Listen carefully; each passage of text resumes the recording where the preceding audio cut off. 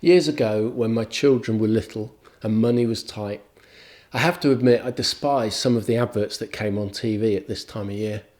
One glossy advert after another would show them amazing toys and games, and it would paint this glossy, extravagant and fun-filled picture, showing them how wonderful life could be if they just owned one of these things they were advertising.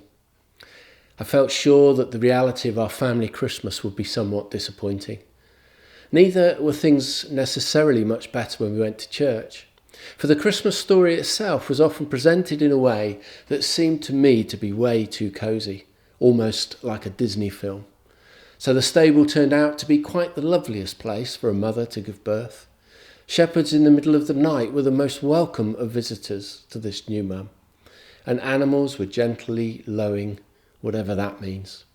So no smells, no interrupted sleep, and no mess of the stable that it must have been. I expect for many this Christmas may not be feeling like a wonderful Disney film. Money will be very tight, bills very high, help from others welcome but often very limited. And even the weather this week seemed to be having a go, with snow in much of the country. So what do we say to our children and grandchildren when we simply can't afford to buy what they want or need? How will we put Christmas dinner on the table when, for so many people who were once maybe donating to food banks are now using them themselves? Or even harder to imagine, for those that are having to make those difficult choices between eating or heating. And to be honest, I don't know the answers to these questions, but I do feel the stress, and all I can do is to turn to the Christmas story, which is not cosy. It's about a pregnant teenager who wasn't married, a poll tax summons, a difficult journey in a crowded city, and a frightening birth in the outhouse at the back of a pub. And then this little refugee family fleeing genocide. Christians believe that this incredible story is the story of God. God come down to earth, God sharing what it is to be human. And it brings hope to the bleakest of situations because it is so real.